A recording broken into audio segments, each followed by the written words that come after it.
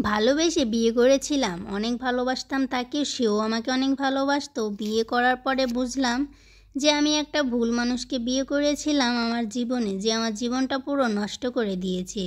বিয়ের কিছুদিন মনে হয়েছিল তাকে পেয়ে না, জীবনে আমি এমন একটা মানুষ পেয়েছি যে আমার কখনো জীবনে কষ্টই হবে না। তখন সবাইকে অহংকার করে বলতাম, দেখ আমার হাজব্যান্ড কত ভালো। তো সংসার করার কিছুদিন পরে বুঝতে পারি যে না, আসলেই আমার স্বামী একটা বাজে মানুষ। সে নেশা করে করে এসে গায়ে হাত দিত আমাকে।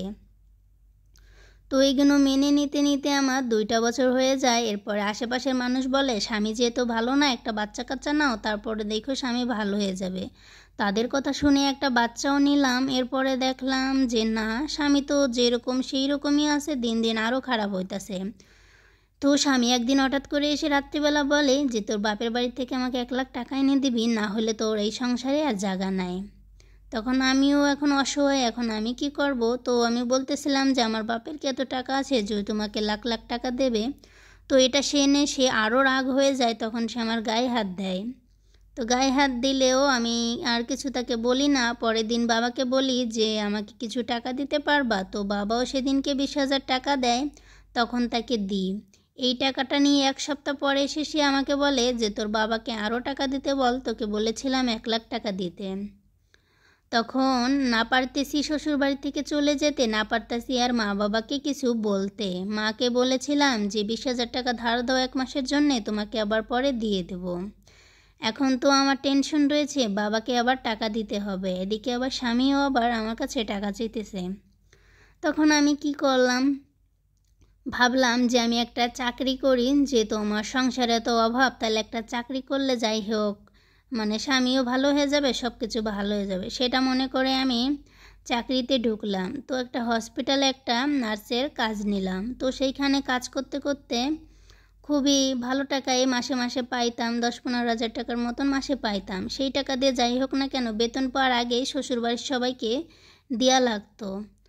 তো আমার টাকাগুলো সব তার মা বাবার পিছনেই সবসময় খরচ করতে হতো। তো একদিন মাঝে মাঝে আমার সাথে যখন ঝগড়া বাঁধতো, তো তখন আমি বলে দিতাম তাকে যে তুই তো আমার টাকায় চলিস, আমার টাকায় খাস, তোর মা বাবাকেও আমার টাকায় দিস।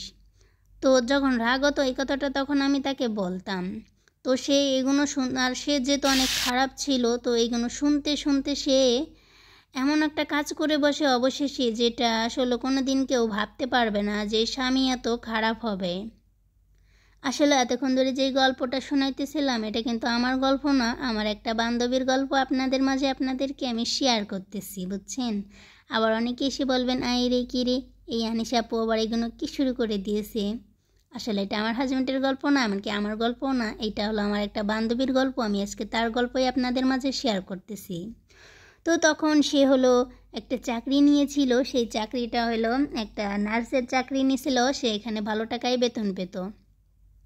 তারপরে হলো তার স্বামী হলো তাকে খুবই মারধর করতো। আর যখন বলতো যে তোর মা বাবা যে টাকা পয়সা মানে মা বাবাকে টাকা পয়সা দিই, এটা আসলে মেয়েরা বলতেই পারে রাগ হইলে যে আমার টাকাই তো সবাই তোরা খাস। তো এইগুলো বললো, এই ছেলেটার খুবই গায়ে লাগতো যে তুই কাজ করিস আর আমি বসে বসে খাই, তুই কেন খোটা দিবি, এরকমটাই মনে করতো যে তোর দায়িত্ব, তোকে বিয়ে করছি তোর দায়িত্ব। আর ও নেশা করবে, আর এমনকি তার ফ্যামিলির কেউ কিছু করতো না, প্রতিটা টাকাই তার দেওয়া লাগতো মেয়েটা। তো মেয়েটা একদিন অধৈর্য হতে হতে সেই সংসার থেকে চলে আসে, কারণ দেখতেছিল যে এই সংসারে থাকলে আমার কখনো সুখ আর হইতো না। তো সেটা মনে করে মেয়েটা ছেলেটাকে ডিভোর্স দিয়ে চলে আসে। তো আসার পরে মেয়েটা কি করে জানেন, মেয়েটা একটা ঢাকা শহরে খুবই একটা ছোট একটা চাকরি করে, এমনকি তার বাচ্চাটাকে তার মার কাছে রেখে এসে সে একটা ঢাকা শহরে একটা মনে হয় একটা পার্লারে যাই হোক সে কাজ করে। কাজ করতে করতে করতে যাই হোক 2-1 বছর চলে যায়, যেহেতু ছাড়াছাড়ি হয়ে গেছে, তো সেরকম তার কোনো কিছুই হয় না, এমনকি দুজনের মতন ছিল। হঠাৎ করে যে তার নেশাখোর মানে হাজব্যান্ডটা ছিল, সে তো তার মাথায় একটা রাগ ছিল, কী রে, আর ওর বউটা অনেকটি সুন্দর ছিল দেখতে।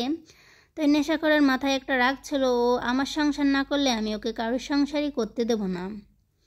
তো একদিন কি হয়, মেয়েটা কাছ থেকে আসতেছিল আর ও ওর পিছে পিছে যাইতেছিল। তো মেয়েটাও বুঝিনি, হঠাৎ করে সামনে এসে এমনকি ছুরি দিয়ে তার পেটের ভিতরে ঢুকায় দেয়। তো ঢুকায় দেওয়ার পরে কি হয়, মেয়েটা যাই হোক মানে এমনভাবে ঢুকায় আসলে যে মেয়েটা মরে যায়। তখন তাকে হসপিটালে নিতে নিতেই মরে যায়।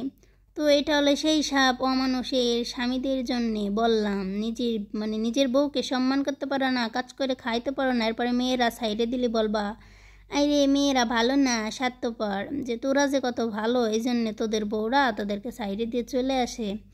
তো তারপরে ওই ছেলেটারও আবার 12 বছর পর ফাঁসি হয়ে যায়, এমনকি সেও মারা যায়, তার বউও মারা যায়। অবশেষে হলো তার বাচ্চাটা তার মার কাছে খুবই কষ্টই মানুষ হইতেছে, এটাই হলো সবচেয়ে খারাপ।